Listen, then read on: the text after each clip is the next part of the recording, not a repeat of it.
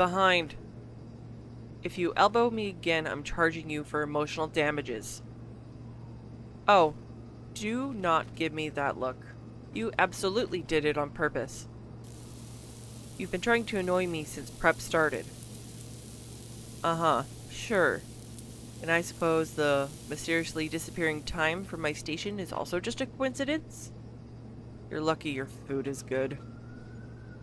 No, actually, your food is incredible. Don't look smug about it. I'm already suffering enough admitting that out loud. And you know what the worst part is?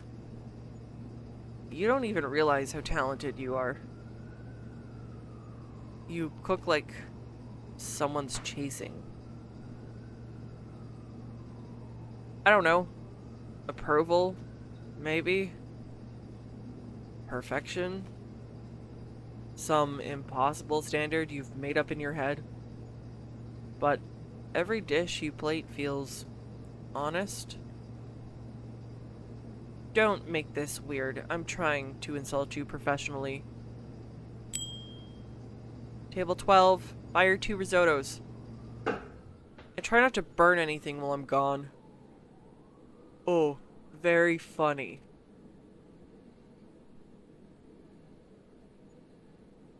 You know, when the owner told me they hired another head chef for the seasonal menu collaboration, I was pissed.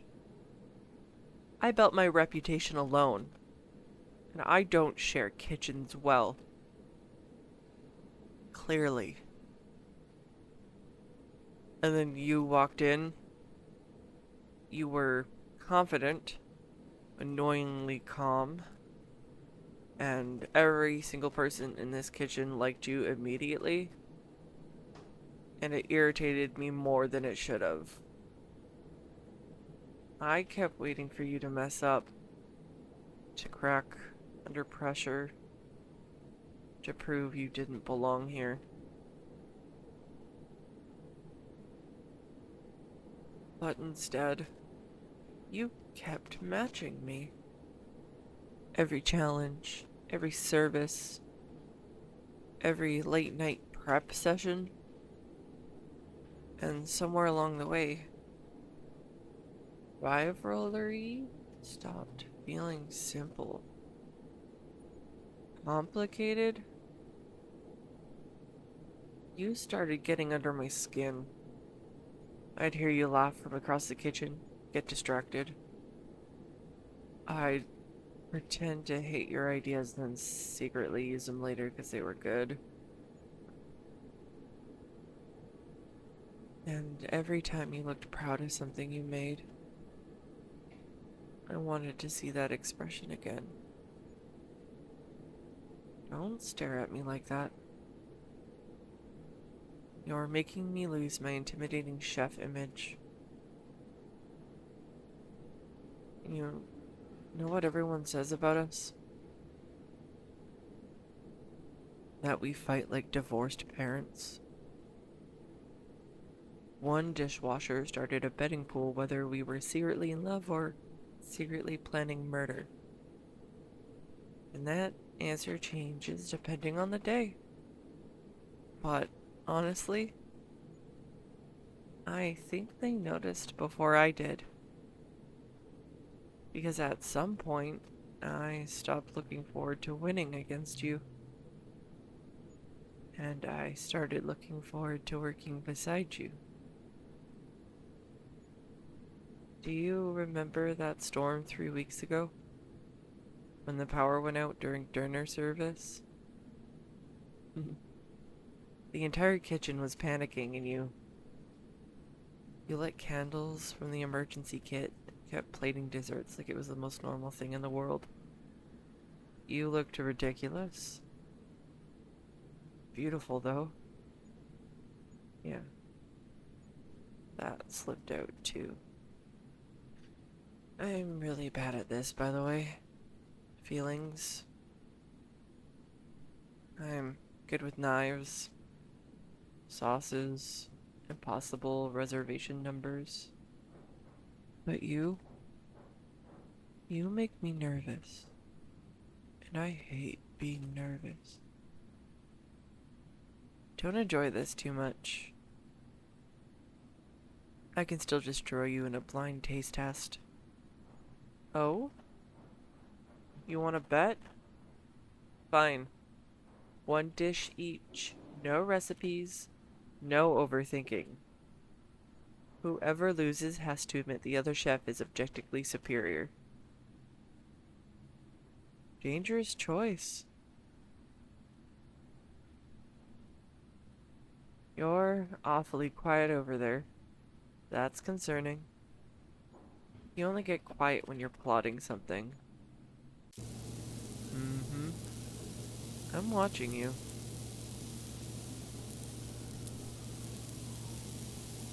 Smells good. Don't get cocky yet. Although, you always cook differently when you care. There's more patience to it. More softness. It's subtle, but I notice. I notice a lot about you.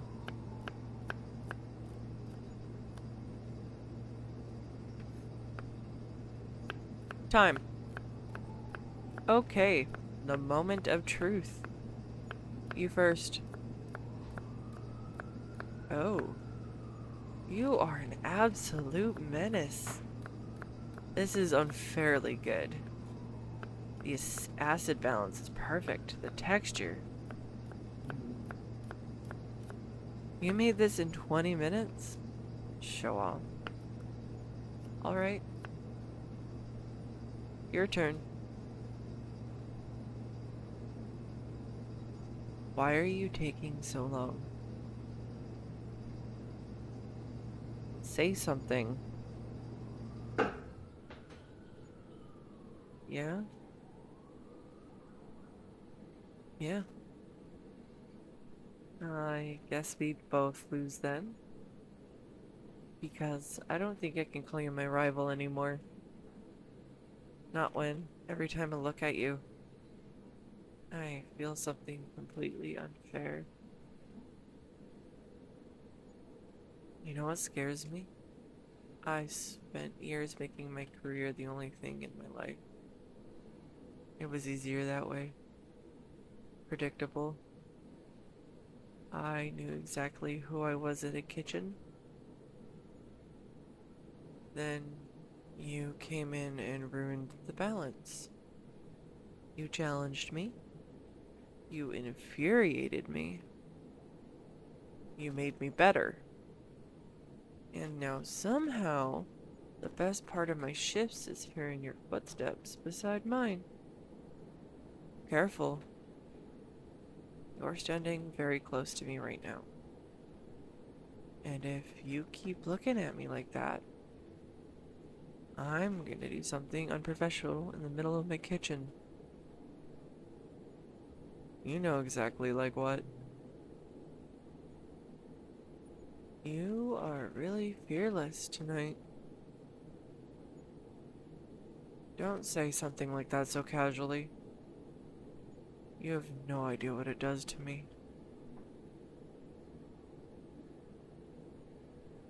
You know,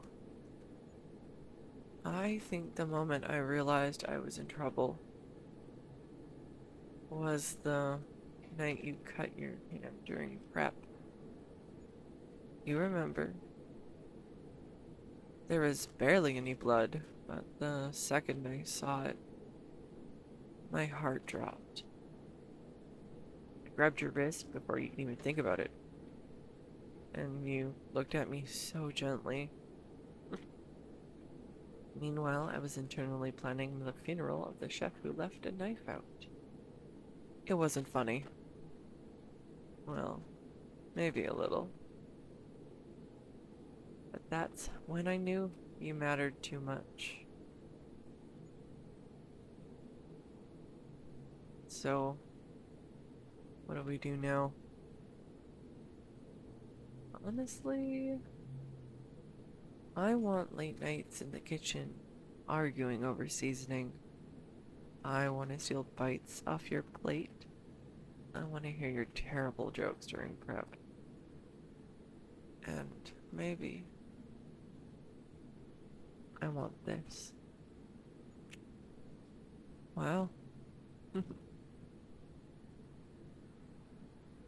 you taste like citrus and arrogance. Hey, don't act innocent. You've been flirting with me for weeks. Probably longer. I should warn you, though. If we do this, I'm still gonna compete with you. Oh, absolutely. I fully intend to win arguments about plating forever. And maybe we could stop pretending we hate each other. Because honestly, I don't think I ever really did. I'd I'd finally met someone who understood me. Someone who speaks the same language as I do. Pressure, passion, care. You put love into the food the same way I do. And that's terrifyingly intimate. And there you are. That look again. You know, my staff is gonna be unbearable when they find out. Because apparently everyone already thinks we're in love. And unfortunately, they might be right. Service is over. We should probably clean up. Oh, do not whine, honey. You flirted your way into extra closing duties. But I'll make coffee for you afterwards. And maybe if you're lucky, I'll kiss you again. Come on, chef. Let's go finish our kitchen.